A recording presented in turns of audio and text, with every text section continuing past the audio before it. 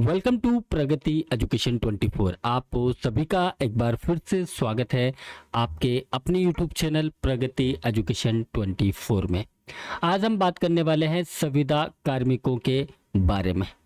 संविदा कार्मिकों की हम बात करें, चाहे चिकित्सा विभाग हो, शिक्षा विभाग हो और भी बहुत सारे विभाग हैं जहां पर संविदा कार्मिक किसी न किसी योजना के अंतर्गत कार्य कर रहे हैं और इसी आस में उन्होंने अपनी पूरी जिंदगी इस संविदा कार्मिक बनकर निकाल दी है कि उन्हें कभी तो नियमित किया जाएगा।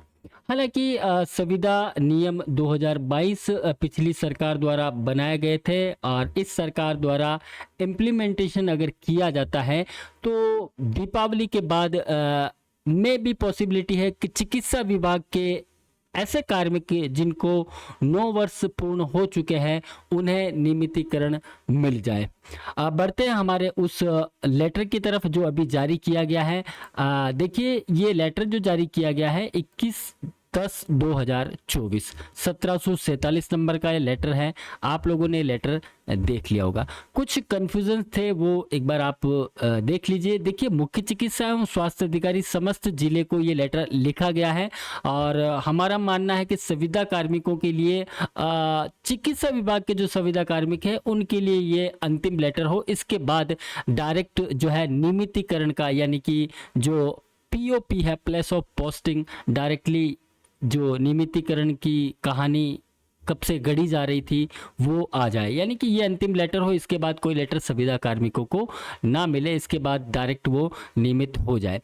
लेटर जारी किया गया जिसका विषय आप समझिएगा, राष्ट्रीय स्वास्थ्य मिशन के अंतर्गत Rajasthan contractual hire to civil post rule 2022 के तहत नियुक्ति प्राप्त कार्यरत संविदा कार्मिकों को Rajasthan contractual hire to civil post rule यानी कि RCHCP रूल्स 2022 के नियम 20 में, ये नियम 20 का हवाला कब से दिया जा रहा है आप पुराना एक बार वीडियो हमारा देख ले जो 23 अगस्त को हमने डाला है। उसमें अंकित प्रावधान के अनुसार स्क्रीनिंग पत्रावलियां राज्य मुख्यालय पर प्रस्तुत करने बाबत एक ये जो प्रसंग डाला गया है, इसके लिए हमारे पास कमेंट्स आया कि सर ये कौन सा लेटर है जिसके लिए ये डाला गया। 1442 नंबर का लेटर है, 23 अगस्त 2024 को डाला गया है।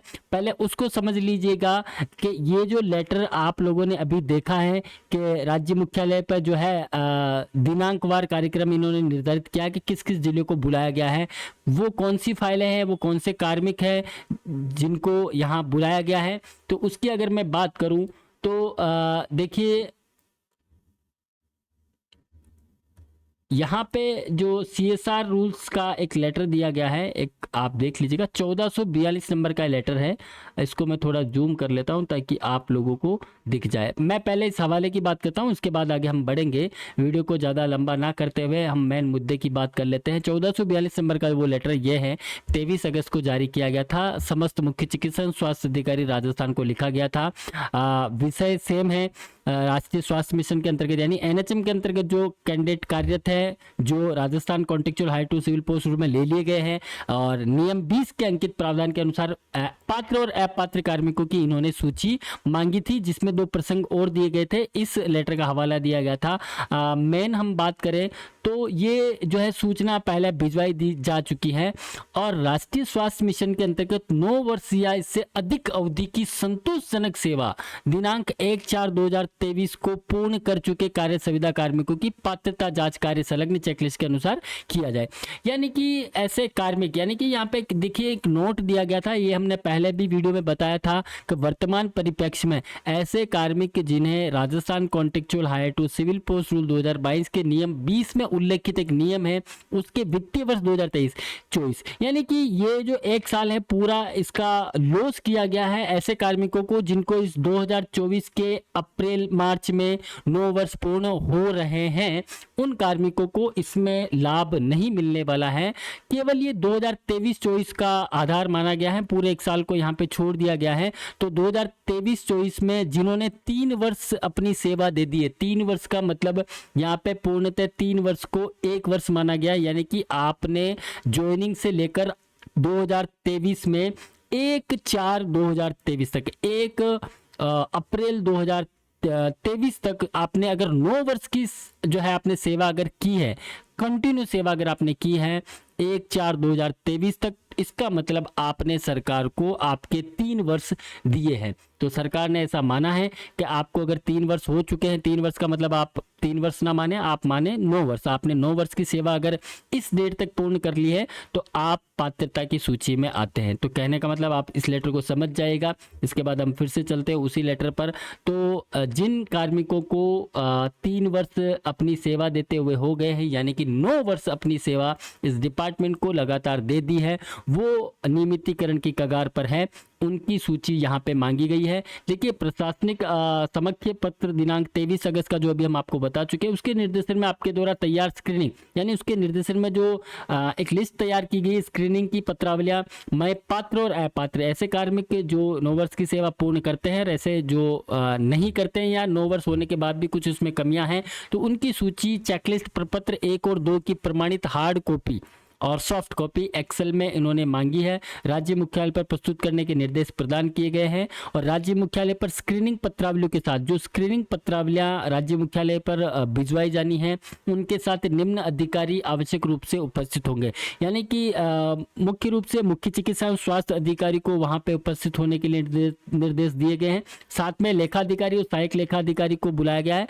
और संस्थापन अधिकारी और जो भी कर्मचारी है जो इसमें रहेंगे, उनको यहाँ पर स्वयं उपस्थित होना है, उन्हीं की देखरेख में ये सारी चीजें की जाएगी। राज्य मुख्यालय पर स्क्रीनिंग हेतु जिलों का दिनांक वार, यानी राज्य मुख्यालय पर जो डिस्ट्रिक्ट लेवल पर सारी स्क्रीनिंग हो चुकी है, अब राज्य मुख्यालय पर अंतिम स्क्रीनिंग होगी। इसके बाद नियमितीकरण कंप्लीट होने के बाद आपको जो है ज्वाइनिंग लेटर दे दिए जाएंगे। 4 कमेटियां बनाई गई है स्टेट पर कमेटी 1, कमेटी 2 और 3 और 4, और इन्हीं कमेटियों को ये जिले आवंटित किए गए हैं। इन जिलों के अनुसार डेटें दी गई है। 4 नवंबर 2024 से जो है स्क्रीनिंग स्टार्ट की जानी है, जो कि 14 नवंबर तक चलने वाली है। यानी कि लगभग 14 नवंबर के बाद आपकी जो है फाइनल लिस्ट जारी की जा सकती है।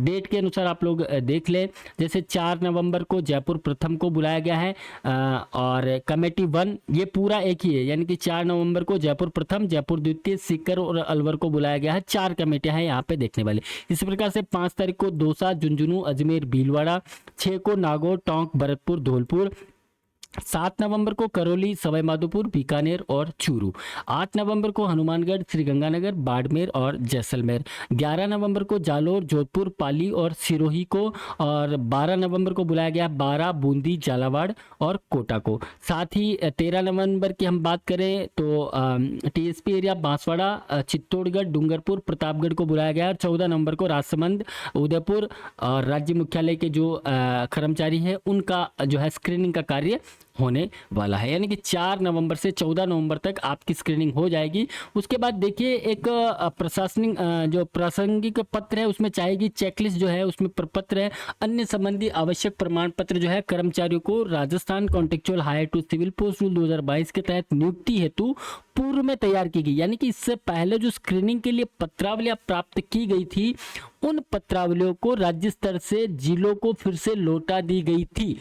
उन्हीं जो पत्रावलियां हैं उसी में ये जो है डेटा जो बनाया गया चेकलिस्ट, उसी में संलग्न करके राज्य स्तर को जमा करवानी है। यानी कि जो रिटर्न की गई थी उन्हीं फाइलों को वापस लिया जाएगा, उसी में ये संलग्न कर राज्य स्तर पर जमा करवानी है। तो ये एक लेटर जारी किया गया था, एक बार आप लोग देख ले। पुराना वीडियो अगर आपने नहीं देखा है, 23 अगस्त को हमने पोस्ट किया था 1442 लेटर को लेकर, वो भी हमने आपको बता दिया है कि कौन सा लेटर था।